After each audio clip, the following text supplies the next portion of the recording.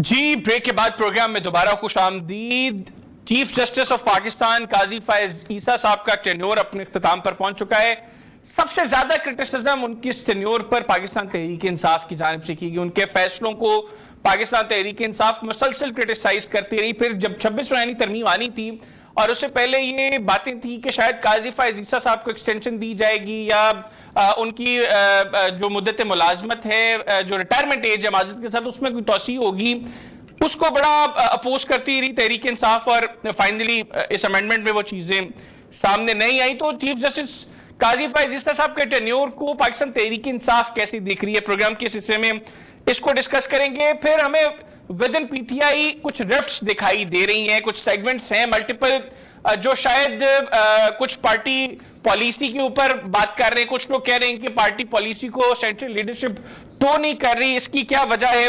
और अब जो तहरीक इंसाफ को अदालतों से कुछ रिलीफ मिले हैं, उनके बाद भी डील की बातें हो रही हैं, इसमें कितनी हकीकत है। प्रोग्राम के सिलसिले में इसको डिस्कस करने के लिए मेरे साथ वीडियो लिंक पर मौजूद हैं पाकिस्तान तहरीक इंसाफ के सीनियर रहनुमा जमशेद इकबाल चीमा साहब। चीमा साहब, बहुत शुक्रिया आपके वक्त का। चीमा साहब, सबसे पहले तो पाकिस्तान तहरीक इंसाफ चीफ जस्टिस काजी फायज ईसा साहब के टेन्योर को कैसी देख रही है? आज उनकी जो है वो रिटायरमेंट का डे है।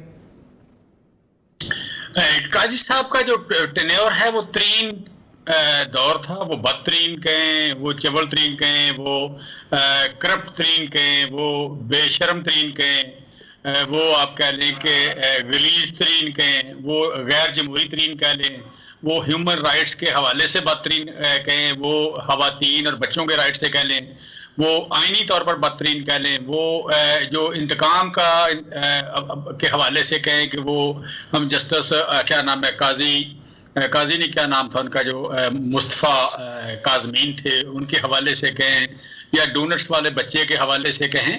कोई ऐसी काजी साहब अपनी लेगसी में कोई शर्म वाली, कोई हया वाली, कोई गैरत वाली, कोई अकल वाली, कोई कानून और आइन वाली लेगसी नहीं छोड़ गए।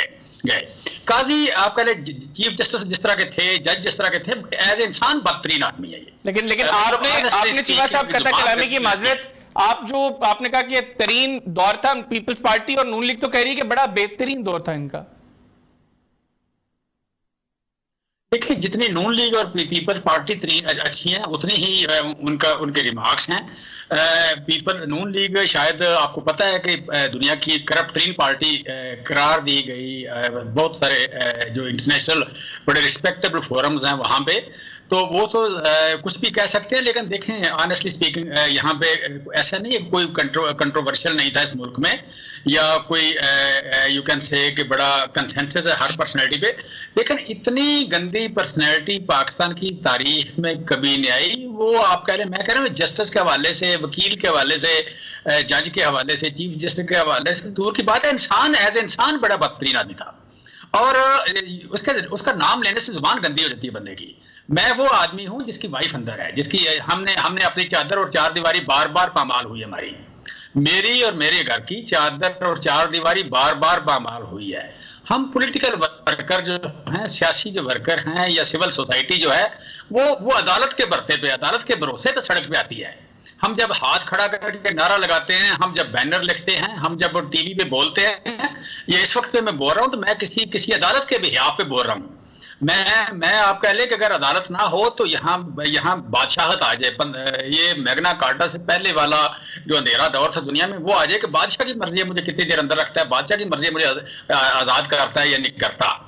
सो आप अगर बोल रहे हैं, बैठे हैं, या मैं बैठा हूं, तो हम अदालत के भरोसे पे बैठे हुए हैं कि जी हम अगर हमारे मुंह से कोई डिफरेंस ऑफ ओपिनियन की बात निकलेगी, हम बात करेंगे, कितनी भी दिलेरी से करेंगे, तो मुझे अदालत ने, अगर वो बात गैर कानूनी नहीं है, अगर वो बात आइन और कानून को नहीं तोड़ती, अगर वो सिविल ह्यूमन राइट्स को प्रोटेक्ट करती है, अगर वो आइन और कानून की हिफाजत या उसकी प्रमोशन के हवाले से है, तो मुझे मेरी अदालत प्रोटेक्ट करेगी। सही। तो आप समझते हैं कि हर एतबार से काजी फायज ईसा साहब का टेन्योर जो है ये ब्लैकेस्ट टेन्योर है पाकिस्तान की जुडिशियल हिस्ट्री का?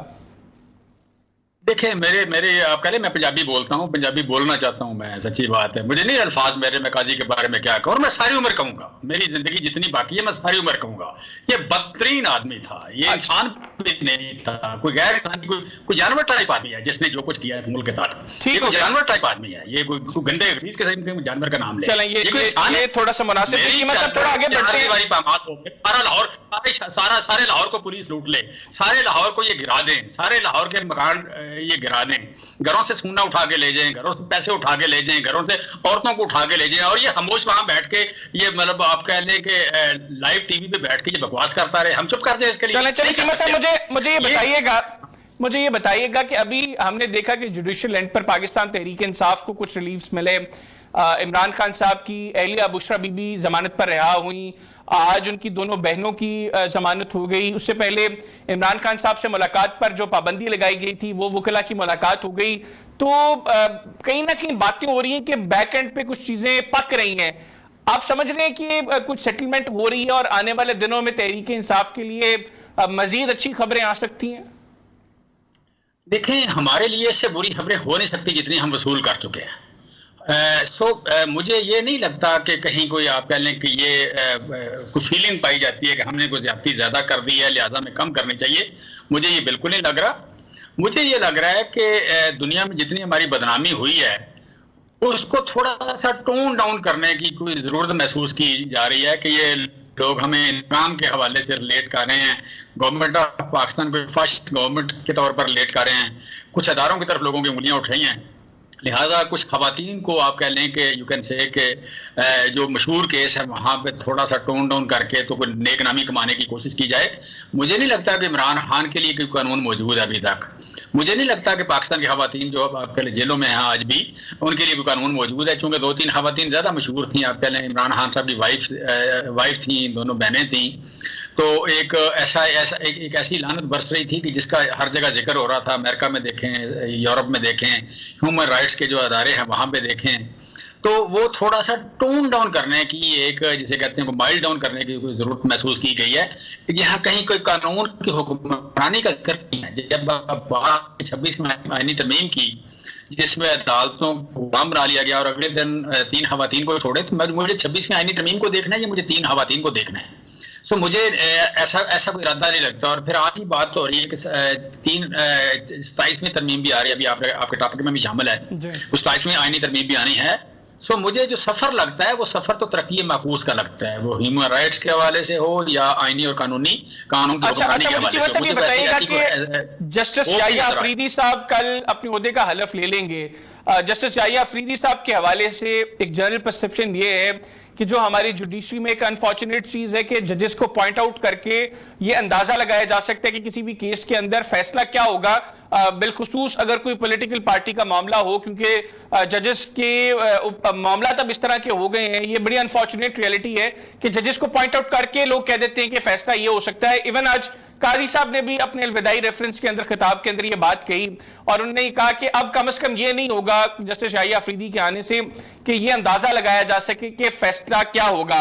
आप समझते हैं कि जस्टिस याहिया अफरीदी साहब की जो रेपुटेशन है मुस्तकबिल में मामला इसी तरह चलेंगी और तहरीक इंसाफ ये देख रही है कि अब कोई साइड टो करने वाली चीज नहीं होगी, कोई एलिमेंट ऐसा नहीं होगा सुप्रीम कोर्ट में जो आप माजी में इल्जाम लगाते रहे?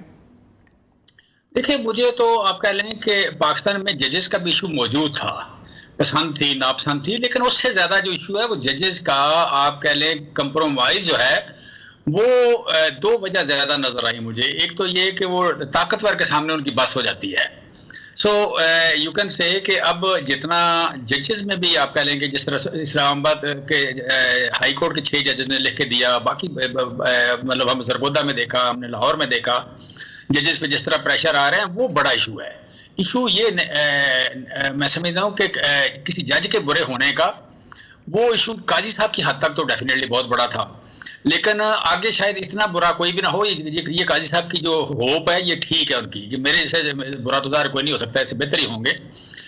सो वो उनकी उम्मीद जो है या वो उनका यकीन जो है वो तो ठीक है, लेकिन मुझे ये नहीं पता कि जो एक क्वेश्चन थी, एक दबाव है जजेस पे कि आपने फैसला ये देना, लिखा हुआ फैसला जजेस के जब पास आता है वहां पे कौन कितना स्टैंड करता है, कौन कितनी आप कह लें उसे फेस करने की सलाहियत रखता है, ये मुझे अभी या अफरीदी साहब के बारे में नहीं पता, लेकिन मुझे ये डेफिनेट पता है कि अभी तक की जो हिस्ट्री है उनकी वो बेहतर आदमी है। अच्छा, और जस्टिस मंसूर अली शाह साहब ने चीमा साहब जो एक खत लिखा है, जो उन्होंने अलविदाई फुल कोर्ट रेफरेंस में शिरकत नहीं की, उसकी वजूहात बताई हैं। उन्होंने कहा जी कि जस्टिस काजी फैज ईसा साहब ये जुडिशरी में मुदाखलत के मरतकब थे, इनकी वजह से वो लोग जो जुडिशरी में मुदाखलत करना चाहते थे उनको ग्राउंड इन्होंने दी, फैसलों के ऊपर अमल दरामद नहीं हो सका, और भी काफी उन्होंने उनके टेन्योर को बड़ा क्रिटिसाइज किया। आप जस्टिस मंसूर अली शाह साहब की इस खत को कैसे देख रहे हैं? देखिए, जस्टिस मंसूर अली शाह साहब का जो हाथ है बड़ा, आप कह लें कि हकीकत पे मबनी है और बड़ी बदकिस्मती की बात है। बात तो सच है, मगर बात है रसवाई की। ये तो वो परवीन शाकर वाली बात है कि डेफिनेटली वो सच है। और जजेस जो है ये बड़ा मुहज़्ज़ब तरीके से लिख सकते हैं, थोड़ा लिखते हैं। मैं भी बड़ा, अभी जो कुछ मैं कहना चाहता हूँ मैं कह नहीं पा रहा, ऑनेस्टली स्पीकिंग। ये जो चीफ जस्टिस था, क्या नाम है, शाह, ये अपना क्या नाम है इसका, जस्टिस काजी फैज ईसा, इसने जो भी आज तक जुडिशरी की आज़ादी के हवाले से जितनी भी जद्दोजहद हुई उस पर पानी फेर दिया इसने। जो कुछ जितनी भी जुडिशरी आज़ाद थी, उस आज़ाद जुडिशरी को गुलाम बनाने में, इलेक्शन चोरी करने में, यू कैन से असेंबली की या पार्लियामेंट की जो हुर्मत है उसको कुर्बान करने पे, सुप्रीम कोर्ट की बिल्डिंग की या उस अदारे की हुर्मत जो है, या ओवरऑल जुडिशरी जो है उसकी हुर्मत पे पानी फेरने पे या उसे गुलाम बनाने में जितना गंदा रोल प्ले कर सकता था वो किया इसने। और मुझे नहीं लगता कि इस आदमी के लिए या इसकी नस्ल के लिए, इस काजी नस्ल के लिए, इसके बाप पे भी बड़े इल्जाम थे, लेकिन उस वक्त तारीख इतनी अहम नहीं थी, इतनी नहीं थी। दूसरा उसका लेवल ये नहीं था कि उसने उस वक्त जो रोल प्ले किया कांग्रेस के लिए और anti you can say Pakistan की आज़ादी के खिलाफ जो रोल प्ले किया, ये मतलब डीएनए चेक कराएंगे तो ये उसका हलाल का बेटा है ये। लेकिन इसकी अगली जो नस्ल है, इसकी नस्ल के लिए मुझे नहीं लगता कि दुनिया में कहीं भी जाया मान वो तो सिग्नेटरी थे जी, बलूचिस्तान से कहीं भी हर जगह डोनट खाएंगे, हर रोज खाएंगे, हर रोज खाया करेंगे, डोनट्स खाया करेंगे। इसकी औलाद अपने नाम के साथ काजी नहीं लिखा करेगी। अच्छा, मुझे ये बताइएगा चीमा साहब, मुझे ये बताइएगा, मेरे पास वक्त का, मैं 2-3 और बड़ी इंपॉर्टेंट चीजें जो आपसे डिस्कस करनी है। पाकिस्तान तहरीक इंसाफ के अंदर पार्लियामान में फॉरवर्ड ब्लॉक की अब बातें हो रही हैं कि विद इन पीटीआई एक बड़ा कोई मोतबर शख्स है जो उस फॉरवर्ड ब्लॉक को लीड करेगा और उसके बाद पार्टी मजीद तकसीम होगी। आपको दिखाई दे रहा है तहरीक इंसाफ के अंदर फॉरवर्ड ब्लॉक बनता किसी भी सूरत में, वो प्रेशर में हो या अदरवाइज हो? देखें, जो बंदा पार्टी में तकसीम करता है या वोट पार्टी का लेता है और खेल किसी और का खेलता है, मोतबर कैसे हो गया? वो कैसे मोतबर हो सकता है? वो मोतबर नहीं है। वो जो भी है, आप उसे कुछ भी कह लें, वो जो भी है, उसका किस तरह का चेहरा है, उसकी किस तरह की दाढ़ी है, किस तरह की शक्ल है, क्या उसका माजी है, मुझे आई डैम केयर। वो मोतबर नहीं है। वो फिर आप कह लें कि वो चंद टकों पे बिकने वाला हो सकता है, वो किसी खौफ के सामने झुकने वाला हो सकता है, वो यू कैन से किसी तरह खेल खेलने का वाला हो सकता है, वो कोई कब्जा ग्रुप का आदमी हो सकता है कि पार्टी पे कब्जे की कोशिश कर ले कुछ लोगों के हाथ पे, आप कुछ लोगों के ईमा पे। ऐसे लोगों को हम कोई वैल्यू नहीं करते। ऐसे लोगों की आपको पार्टी में फॉरवर्ड ब्लॉक बनता दिखाई दे रहा है? देखिए, फॉरवर्ड ब्लॉक तो पहले यहाँ पे अरीम खान ने बनाया था। फॉरवर्ड ब्लॉक तो यहाँ पे जहांगीर तरीन ने भी बनाया था। फॉरवर्ड ब्लॉक तो 2 बार लोटों ने बनाया, एक बार एमएनए के इलेक्शन में, फिर सूबाई असेंबली के इलेक्शन में। ये आप कह लें कि हटक ने भी बनाया था फॉरवर्ड ब्लॉक। ये सारे अपने मौत आप मर गए। ये जो थे ये लीडर थे, और जब गए तो ये इंडिविजुअल रह गए। जो आप कह लें एक बड़े तबके को, एक बड़ा नाम, बड़े बड़े नाम थे, ये यहाँ से गए तो इंडिविजुअल रह गए। अब मुझे नहीं पता कि तरीन साहब के पास कितने पैसे हैं या अलीम खान साहब के पास कितने पैसे हैं, लेकिन उनकी क्या पॉलिटिकल हैसियत क्या है आज। लिहाजा यहाँ से जाने वाला या अभी जो 4 लोग गए हैं, 5 या जिन पे डाउट्स हैं, ये इनकी क्या पॉलिटिकल हैसियत रह गई, क्या मुतबर रह गए, कितने बड़े नाम रह गए? कुछ भी नहीं, खत्म हो गया। अच्छा, आखिर में चीमा साहब ये बात मशकूक लो, ये आखिर में ये बताइएगा कि पाकिस्तान तहरीक इंसाफ की क़यादत में जो सीनियर लोग हैं वो अब लीडरशिप को क्रिटिसाइज कर रहे हैं कि ना तो इमरान खान साहब को रिहा करने के लिए कोई संजीदा पॉलिसी करंट लीडरशिप बना रही है, और वर्कर का किसी सूरत कोई ख्याल नहीं रखा जा रहा। लीडरशिप कॉल देती है और खुद उसको ऑन नहीं करती, वर्कर पहुंच जाता है, उनको लीड करने वाले गायब हो जाते हैं। आज शौकत यूसुफजई साहब ने पार्टी के लीडर्स को बड़ा क्रिटिसाइज किया। इवन उन्होंने कहा कि बैरिस्टर गौहर साहब अब पार्टी में आगे चेयरमैन बन गए हैं। वो मैं पार्टी में गुज़िश्ता 30 साल से हूं, मेरा फोन जो है वो बैरिस्टर गौहर साहब 27-28 साल से मेरा फोन बैरिस्टर गौहर साहब नहीं उठा रहे। तो ये डिवीजन पार्टी को किस तरफ लेकर जाएगी? ये डिवीजन नहीं है, ये इख्तिलाफ राय है, और इख्तिलाफ राय होना चाहिए। ये नहीं है कि आप कह लें कि इख्तिलाफ राय ना हो, या इख्तिलाफ राय पार्टी की वीकनेस नहीं होती, ये पार्टी की ताकत होती है। बैरिस्टर गोहर अगर कोई परफॉर्म नहीं करेंगे या कोई और लीडर परफॉर्म नहीं करेगा और पार्टी के लोग उस पर तनकीद करें, तो ये ताकत है पार्टी की। वर्कर अगर अपनी बात जो है वो एक्सप्रेस कर सकता है तो ये पार्टी की ताकत है, फिर भी उस पार्टी में रहता है, ये इस पार्टी की ताकत है। लिहाजा यहाँ जो परफॉर्म नहीं करेगा वर्कर, उसके साथ ये करेगा और वर्कर को करना चाहिए, इसमें कोई डाउट नहीं है। आपको लगता है कि ये जो एतराज़ात पॉलिसी अभी तक नहीं बनी, और लोग आपको मुझे मुख्तसरन बताइए कि आपको लगता है कि ये जो एतराज हो रहा है कि लीडरशिप ओन नहीं कर रही, वर्कर्स को लीड नहीं कर रही, कॉल देकर गायब हो जाती है, ये इसमें कुछ सदाकत है और ये एक जेन्युइन एतराज है? जेन्युइन एतराज है, ये जेन्युइन एतराज है, और इसको कभी भी पसंद नहीं किया जाता। पसंद किया ना करना चाहिए, ना करना चाहिए, और ना इसे एक्सप्रेस करने से रोकना चाहिए। ये जो है ना, ये नहीं है कि आप MNA बन जाएं, आप वजीर बन जाएं, आप वजीर आला बन जाएं, आप सेनेटर बन जाएं, और उसके बाद आपको काम याद आ जाए, आपको यू कैन से कि डर आना शुरू हो जाए, आप गायब हो जाएं। ठीक है, आप रिजाइन कर दें, रिजाइन करके जाके बात मतलब आप या आपका डिफरेंस ओपिनियन है, ये कॉल आपने नहीं, इमरान खान के लिए निकलना नहीं है, तो फिर ये आप रिजाइन करें, बिल्कुल, फिर आप अगली बात के उम्मीदवार ना रहें। बिल्कुल ठीक, बहुत शुक्रिया जमशेद इकबाल चीमा साहब, आपने प्रोग्राम के लिए खुसूसी तौर पर वक्त निकाला। नाज़रीन, पाकिस्तान पीपल्स पार्टी के पाकिस्तान तहरीक इंसाफ के मरकजी रहनुमा जमशेद इकबाल चीमा साहब हमारे साथ मौजूद थे, गुफ्तगू उनकी आपने सुनी। आज के प्रोग्राम से इतनी, आपसे मुलाकात होगी इंशाल्लाह कल। तब तक के लिए मुझे और न्यूज़ फ्रंट की टीम को इजाजत दीजिए। अल्लाह हाफिज। पाकिस्तान जिंदाबाद।